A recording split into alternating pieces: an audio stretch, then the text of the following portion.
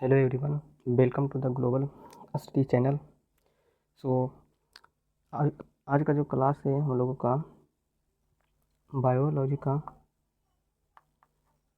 Next topic जो है वो है सेल मेम्ब्रेन के बारे में, या फिर इसी को हम लोग बोलते हैं कोशिका झिल्ली।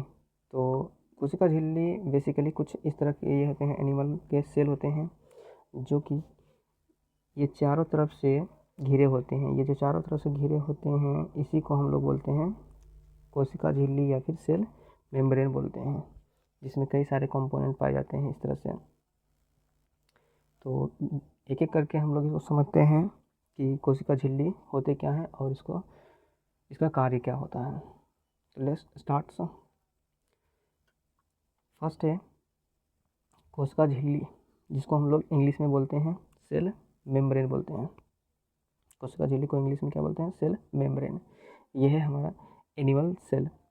तो कोशिका झिल्ली बेसिकली कोशिका के एक सभी पतली झिल्ली के द्वारा क्या होते हैं? घिरे रहते हैं। ये जो देख रहे हैं कोशिका के चारों तरफ जो एक मोटे लकीर की तरह है, इसी को हम बोलते हैं कोशिका झिल्ली, जो कि सेल को चारों तरफ से घेरे रखता है। इस झिल्ली को हम कोशिका झिल्ली कहते हैं।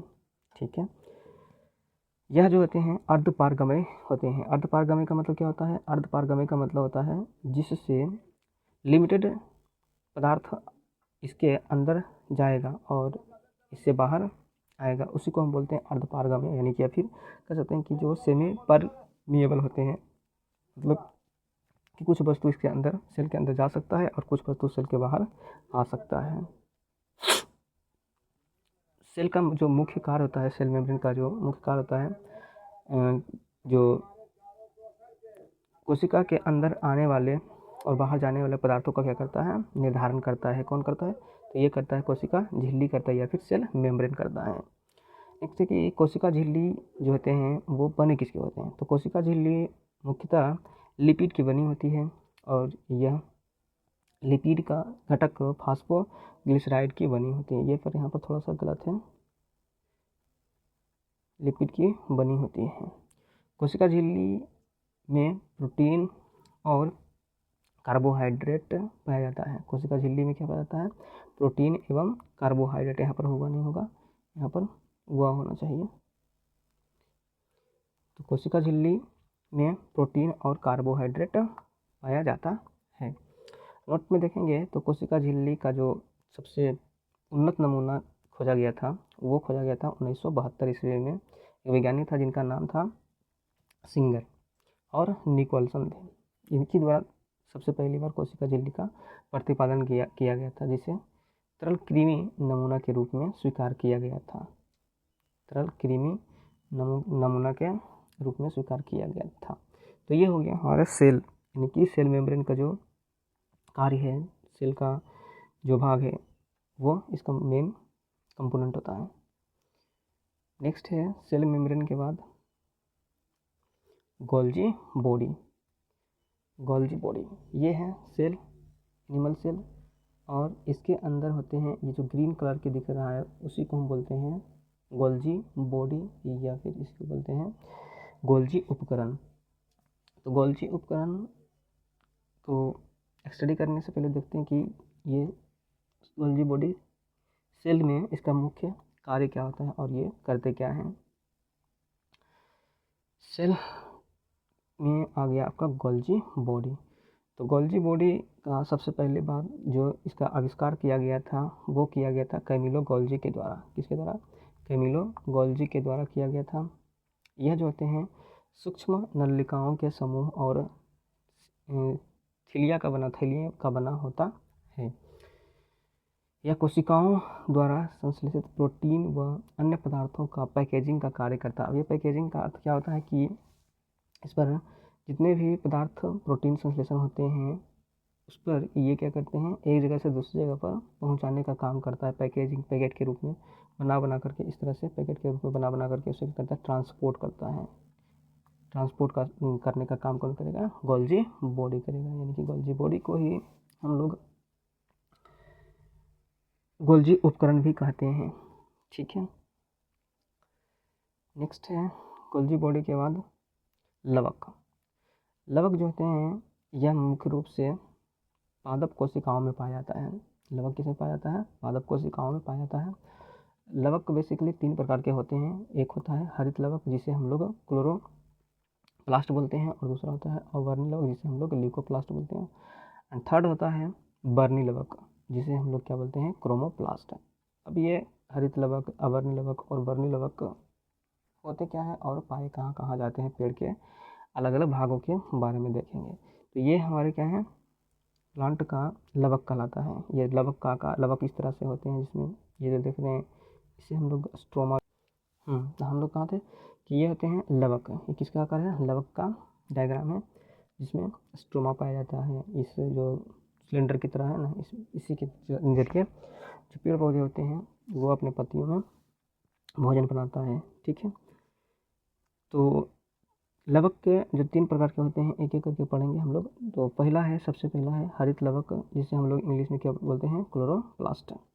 तो यह जो होते हैं यह हरा रंग का होता है। हरित लवक क्लोरोप्लास्ट जो होते हैं किस रंग के होते हैं? हरित लवक हरे रंग का होते हैं, क्योंकि इसके अंदर हरे रंग का क्या होता है? एक पदार्थ होता है जिसको हम पर्णहरित बोलते हैं, जिसकी सहायता से पौधा क्या करता है? प्रकाश संश्लेषण करता है और भोजन बनाता है। तो पौधे में जो भोजन बनाने का मुख्य कार्य होता है वो किसके द्वारा होता है? हरित लवक के द्वारा ही होता है। इसलिए हरित लवक को हम लोग पौधे में क्या बोलते हैं? पौधा का रसोई घर भी कहते हैं। हरित लवक को पौधे का क्या बोलते हैं? कोशिका की रसोई घर बोलते हैं। ठीक है, इसमें राइबोसोम पाया जाता है किसमें? तो हरित लवक में।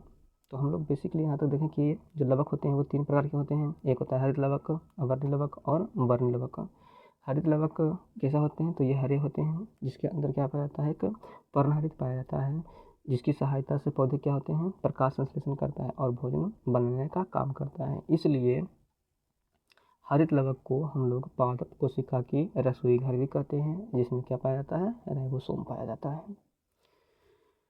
नेक्स्ट है वर्णी लवक के बाद हरित लवक के बाद है अवर्णी लवक। अवर्णी लवक बेसिकली पौधे के उन भागों में पाया जाता है जहाँ पर सन जो होते हैं ना, सन का किरण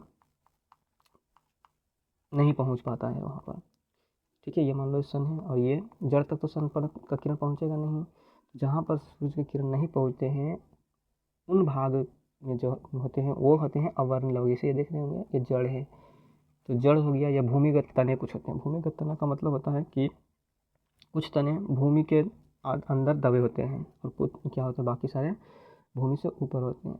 तो कुछ ऐसे होते हैं जो भूमि के तले अंदर होते हैं और बाकी जड़ हो गया। तो ये सब क्या होते हैं? हरित लवक के प्रकार होते हैं। ये इसका कोई बेसिक रंग नहीं होता है। जैसे देखेंगे तो इसका कोई खास रंग नहीं होता, लेकिन हम कह सकते हैं क्या सफ़ेद होता है।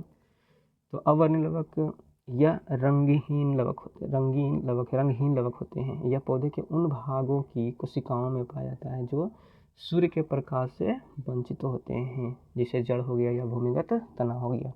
हाँ, और ये क्या करते हैं? तो ये भोज्य पदार्थ यानी कि जो खाना बनाते हैं, पत्ते में जो खाना बना, पेड़ पौधे में जो पत्ते में जो खाना बना, उसके भोजन को इकट्ठा करने का काम कहाँ होता है? जड़ों में होता है। ठीक है, तो ये हो गया अवर्णी लवक। और लास्ट है वर्णी लवक। वर्णी लवक देखें तो नाम से ही दिख रहा है कलर, क्रोमोप्लास्ट जिसके बोलते हैं। वर्णी लवक को हम लोग क्या बोलते हैं?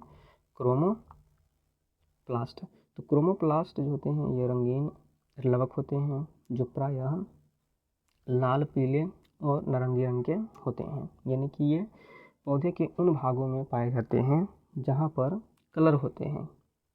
ठीक है, जैसे फल हो गया, फूल हो गया, बीज हो गया, इन सब भागों में जो लवक पाए जाते हैं वो क्या होते हैं? वर्णी लवक। जैसे टमाटर का रंग लाल देखेंगे, मिर्च का रंग लाल देखते हैं। ठीक है, फल हो गया, इन सब भागों में पाए जाते हैं, उसे हम क्या बोलते हैं? वर्णी लवक बोलते हैं। सो सेल का जो मेन पॉइंट था या फिर बोलें सेल का जो टॉपिक था उनमें हम लोगों ने मैक्सिमम को कवर कर चुके हैं। ये हम लोगों का जो टॉपिक है या वीडियो है, ये वीडियो है हम लोग का 5th वीडियो है, 5वां वीडियो है। इससे पहले हम लोग 4 वीडियो कर चुके हैं, जिसमें एक था मैथ का और 3 था बायोलॉजी पर, और ये 5वां वीडियो है। सो वीडियो अच्छी लगी हो तो लाइक ज़रूर करें, क्योंकि जब लाइक करेंगे तो ये यूट्यूब पर रिकमेंड करता है, जिससे सर्च करने पर डायरेक्ट दिखता है। तो लाइक और सब्सक्राइब और शेयर तीनों कर सकते हैं अगर आपको इच्छा हो तो। Thank you.